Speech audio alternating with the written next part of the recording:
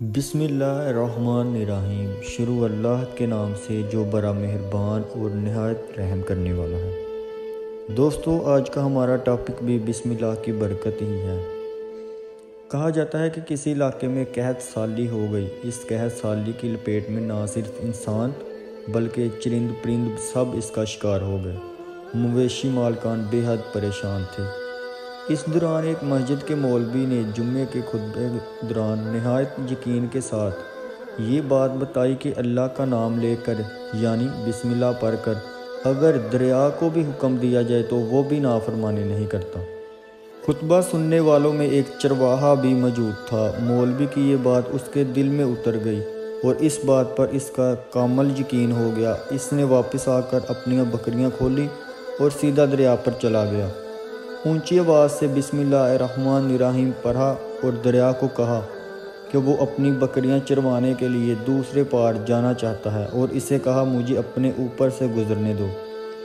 یہ کہہ کر اس نے اپنی بکریاں کو لے لیا اور دریا پر چلنا شروع ہو گیا اور اس نے دریا کو پار کر ڈالا۔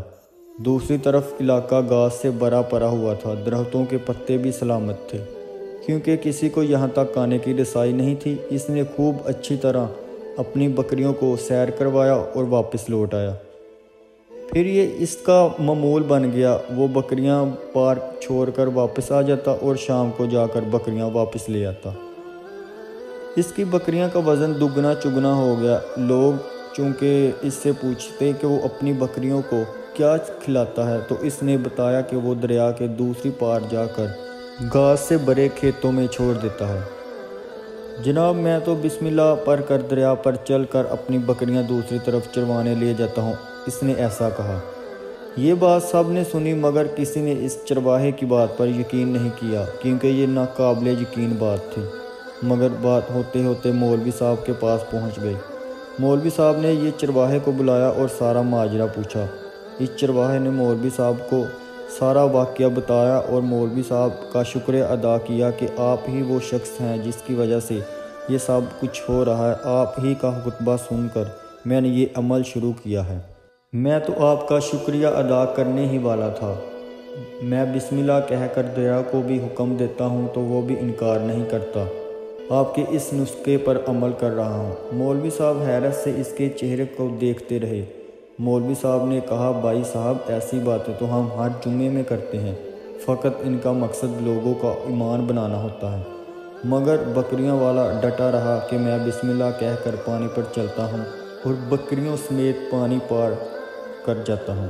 آخرکار مولوی صاحب نے صبح خود یہ تجربہ کرنے کی ٹھان لی، جسے دیکھنے کے لیے چرواہے سمیت پورا علاقہ بھی آ گیا، جمع ہو گیا۔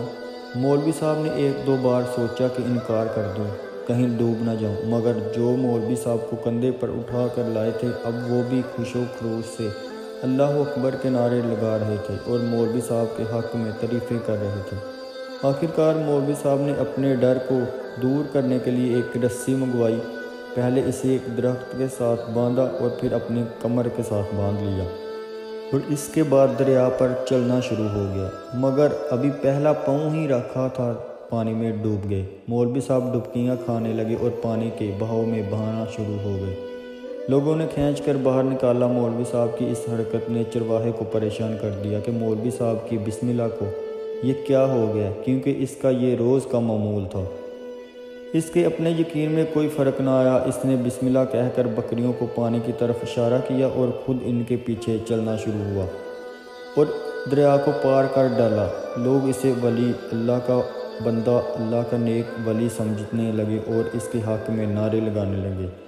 وہ سیدھا اور نیک دل انسان تھا اور وہ مولوی کے پاس پہنچا اور کہا، مولوی صاحب، میں آپ کی بسم اللہ کی تعریف سے کافی پریشان تھا مگر پانی پر چلتے ہوئے مجھے آپ کی بسم اللہ کی بیماری کا پتہ چل گیا۔ اس چرواہے نے درخت سے بندھی رسی کی طرف اشارہ کیا اور کہا، مولوی صاحب، یہ ہے آپ کی بسم اللہ کی بیماری۔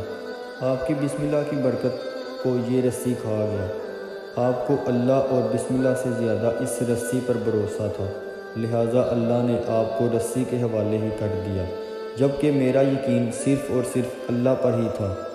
یہ کیسی بات ہے کہ آپ نے ہمیں اللہ اور اللہ کے بسم اللہ کی تعریف اور اس کی برکت بتائی مگر خود اس پر یقین نہ رکھا۔